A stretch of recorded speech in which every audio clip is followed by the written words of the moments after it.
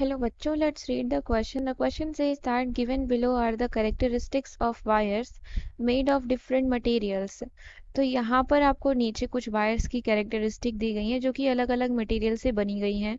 Wire A low resistivity and high melting point, wire B low resistivity and low melting point, wire C high resistivity and low melting point, wire D high resistivity and high melting point. Which of the wires can be used as conducting wire, fuse wire, heating element? तो ये कुछ wires की characteristic दी गई हैं. आपको इनमें से देख के बताना है कि कौन से वायर को हम कंडक्टिंग वायर की तरह इस्तेमाल कर सकते हैं, फ्यूज वायर की तरह इस्तेमाल कर सकते हैं और हीटिंग एलिमेंट की तरह इस्तेमाल कर सकते हैं. तो इसके लिए सबसे पहले हम कॉन्सेप्ट में मेंशन करेंगे और ये जानेंगे कि कंडक्टिंग वायर, फ्यूज वायर और हीटिंग एलिमेंट क्या है बेसिकली. सबसे पहले हम कंडक्टिंग वायर देखेंगे. कंडक्टिंग वायर, तो कंडक्टिंग वायर क्या है हमारा, ये एक मेटल कंडक्टर है जो इलेक्ट्रिसिटी को एक डिस्टेंस तक लेकर जाता है. That is a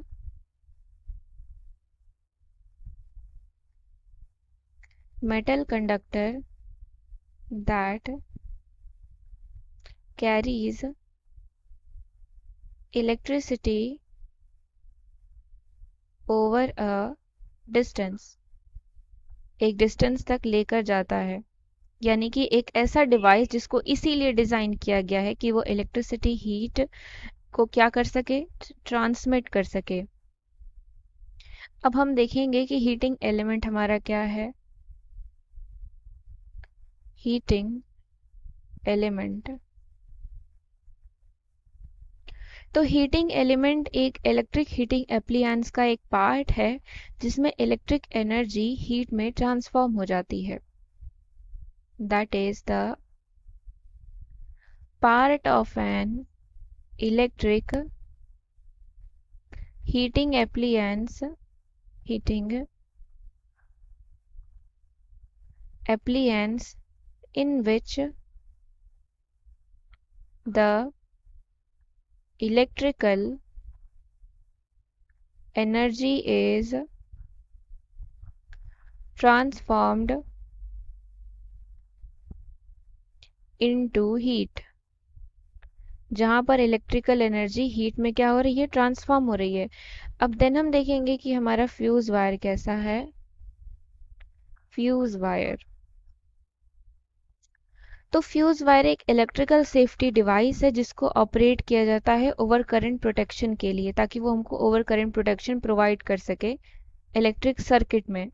so a fuse is an electrical safety device that operates to provide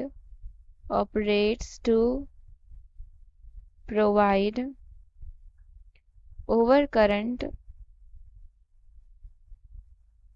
protection of an electrical circuit. तो अब हम आगे बात कर लेते हैं कि ये सारे वायर कैसे बने हुए होते हैं. तो सबसे पहले हम बात करते हैं कंडक्टिंग वायर की. कंडक्टिंग वायर, तो कंडक्टिंग वायर हमारा किसका बना होता है, made of copper and aluminium. Copper और एल्यूमिनियम का हमारा बना होता है वो. और कंडक्टिंग वायर की जो रेजिस्टिविटी होती है वो कैसी होती है, कंडक्टिंग वायर की रेजिस्टिविटी बहुत कम होती है. जिसकी जितनी ज़्यादा कंडक्टिविटी रहेगी, यानी कि कंडक्टर एज जिसकी जितनी ज़्यादा कंडक्टिविटी रहेगी उसकी रेजिस्टिविटी क्या होगी, उतनी ही कम होगी. तो यहाँ पर हम मेंशन करेंगे लो रेजिस्टिविटी. इसकी रेजिस्टिविटी तो लो होती है और जो मेल्टिंग पॉइंट होता है वो हमारा क्या होता है, हाई मेल्टिंग पॉइंट होता है. High melting point. देन हमारा क्या है, देन हमारा है fuse wire.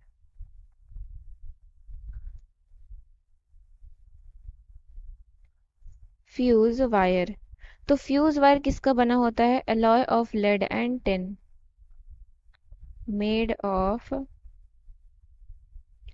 Alloy of lead and tin. Lead और टिन के एलॉय का बना होता है, और एलॉय लेड और टिन के जो मेल्टिंग पॉइंट होती है इनकी, वो कैसी होती है? बहुत कम होती है। That is low melting point. Low melting point होती है और हाई रेजिस्टिविटी होती है। रेजिस्टिविटी। अभी ये हमारा कंडक्टिंग वायर हो गया और फ्यूज वायर हो गया। अब हमारा क्या बचा है? Heating element. Third one is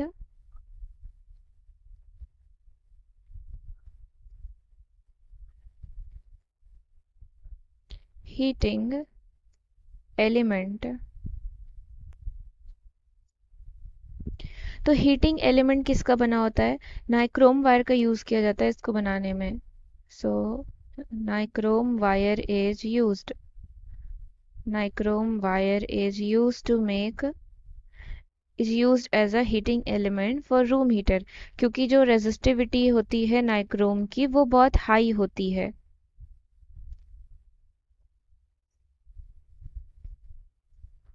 high resistivity.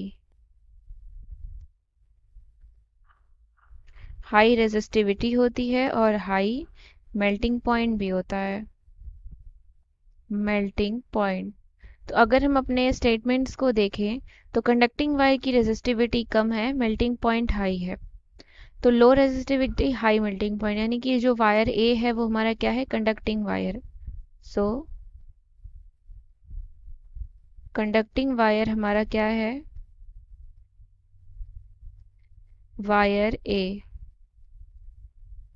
और फ्यूज वायर की मेल्टिंग पॉइंट कम है और रेजिस्टिविटी हाई है। दैट इज वायर सी हो जाएगा हमारा। सो फ्यूज वायर हो जाएगा हमारा वायर सी। फिर इसके बाद है हमारा हीटिंग एलिमेंट। हीटिंग एलिमेंट की रेजिस्टिविटी भी हाई है, मेल्टिंग पॉइंट भी हाई है, तो ये क्या है हमारा? वायर डी है। सो हीटिंग एलिमेंट का हो जाएगा हमारा wire D. So I hope you understood it well. Thank you and best of luck.